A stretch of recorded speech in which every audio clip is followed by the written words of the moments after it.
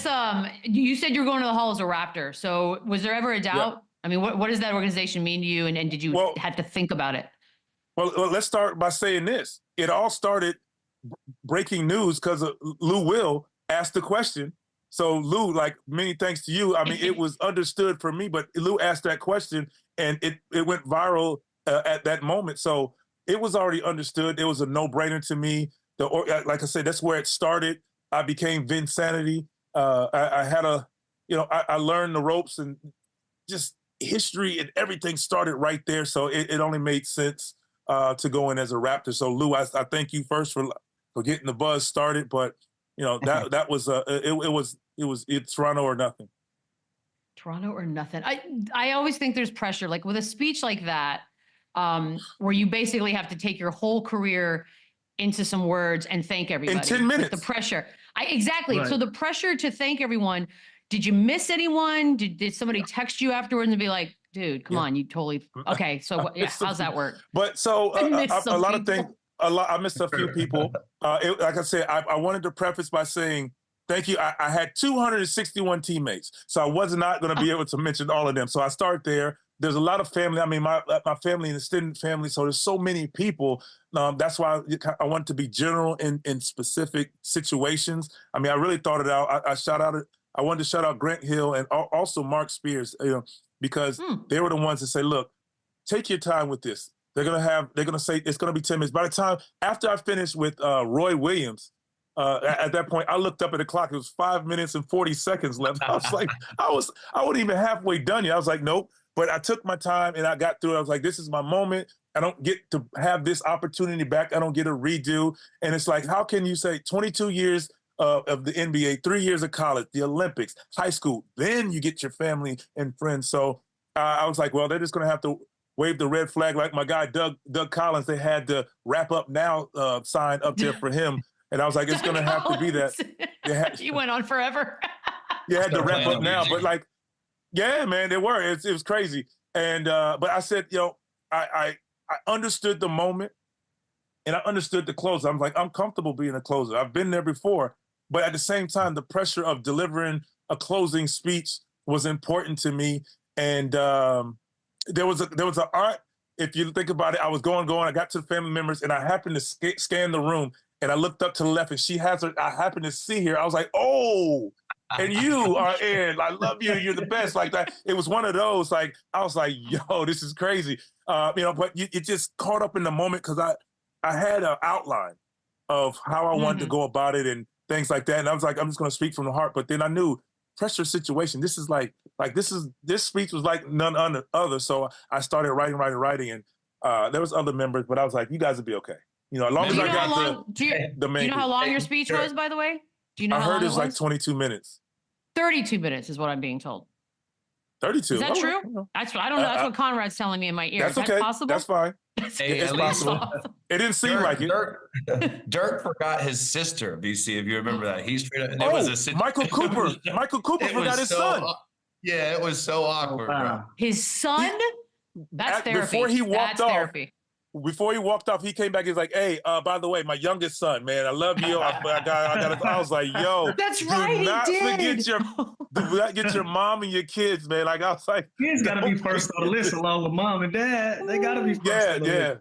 Yeah. So but it helps, because they have a speechwriter, and shout out to him. I didn't talk to him. He might have been mad at me, but I was able to write my own speech, so I had an idea of everything. So if I had a brain lock, I at least knew where to go and where I want to go. If I didn't remember teammates, I'd already written down, but I did forget a family member. She was an aunt, so she'd be on. That's sick. You spoke about in your speech. You spoke about Kobe and the conversation that you guys had, and that led to you being more comfortable with retiring and stepping away from the game. What impact did 2-4 have on your career? Man, he had a huge impact. I mean, obviously playing against him, you guys know this.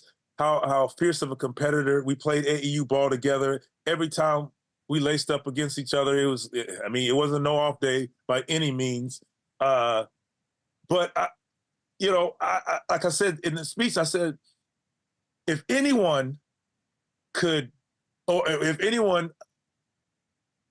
handle or not handle retirement, it would be him. because of his approach, how he went about it. He played so long, such a fierce competitor. He was one of the first ones that I wanted to talk to, and I wanted to get his reaction because now here I am, year 22, now about to walk away from the game, loving the game for so long, and I was just curious about how he was handling it. And then I was going to go to Dirt and D-Wade and then some other guys I had in mind, but those are well, he was number one, and those are the other two. And to get the reaction that I got from him was it was funny, but refreshing. And I was like, retirement's going to be okay. I can say retirement. I'm retiring. I can say retirement. I can say the word. So shout out to him. And he was just like, man, he was just, you could just feel like how happy he was to now coach Gigi and his girls team and be there all the time for them and just be able to turn that other side of his life off. And I was just like, okay, I can do it. And that was kind of step one that night. Man, you competed against Kobe nearly 2 decades. Yeah. What was your favorite moments competing against Kobe?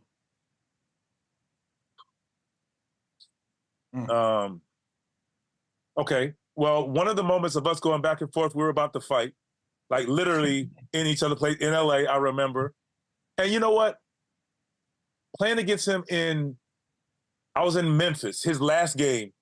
And it felt like a pickup game. He was still in Kobe mode, but it was a pickup game. Just seeing like he is one. And I guess I should have realized at that point, like he didn't really talk much to you, friendly that is. He usually was talking junk.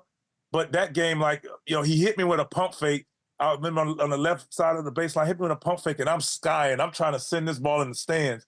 And I miss and swipe over him, and he still hits the shot. He's like, man, I got you out there doing jumping jacks, trying to touch the ceiling, aren't you? Like that's like Cole, like that's this typical Cole, but like it was just in a friendly mode. And that's some of the times I remember. Obviously, I had battles with him, but that's kind of one of the times I remember where, like, man, you don't get to see that side of Cole just because he wanted to kill you for 48 minutes. He was at peace with at the end of his career. I just remember getting ready for games. And I was like, yo, this is not the version of Kobe Bryant everybody told me about. Like, why are you so friendly? Like, nobody told me about the friendly Kobe Bryant, man. That's so at the end of his career, he was okay with moving along just like yourself, man. Yeah, man. VC, your jersey. You going ahead, Michelle? No, go ahead, Chandler. Your jersey is going to be retired by the Toronto Raptors in a few weeks, which is the first jersey ever, which is awesome and much deserved. When something like that happens, do you think about it? Do you think it might not happen? Like, what's kind of the process of that happening? And congrats on that. I get the, it's about time thing, but like I say, better late than never. It's meant to be when it's meant to be. I look at it like a relationship. We want to get married. We want to be in a relationship so bad, but you want the other side to want to do it as well. And that was kind of the thing. It's like you go about it, and I was always asked, would you want your jersey retired? Hell yeah. I mean, that's a huge honor amongst, a huge honor from an organization and a franchise is to have your jersey go up, but it's like it has to be on their time. So I was patient, and I was just like, if it happens, it happens, and I will be more than honored to say yes, and I will probably cut them off by saying yes. And it was kind of an awkward moment, as you guys know, because the Nets kind of announced retirement first. So I had to answer a lot of questions, and it kind of goes to what we're talking about. It's like, I have nothing to do with this. It's on their time whenever they want to, to really go about this. And you think about, I've had opportunities I had moments where I was just thinking like, man, what would I say? How I react? And they did it during a court dedication that I refurbished from court from 21 years ago. And to have that honor and to hear it, it was just like those words, man, like for all the ups and downs, the back and forth with Toronto for 15 years or whatever it's been, for it to come off like that, man, it's like it was, the timing was perfect. Let's play hypothetical. Let's just say a couple years from now, Jokic decides he wants to play up in Canada and he's going to Toronto. He really wants to keep that 15. Okay, so no, there's figure it out. Okay, good. Question answered. I did say, Beadle, I will say this though. I will say That's funny. I was asked that question, and even my family members, and I said, there's only one person who will probably get that opportunity to wear it, and that's the little man. So if he gets that chance to wear, to make it to the NBA and crazy enough to play for the Raptors, I will definitely give him the go ahead. Other than that, they don't know what you've been through to get that 15 retired up there. They don't know. Say what you said, Lou. Say it again, Lou. They didn't hear you. Here, take the mic. Say it again. Absolutely. They don't know what you went through to get that 15 up there. Just to say, go ahead to someone else. Nah, man. I heard this. Fair enough. No, I'm glad to hear that, actually. Oh, talk about a little brand impact, especially your shoes. I kind of just want to hear from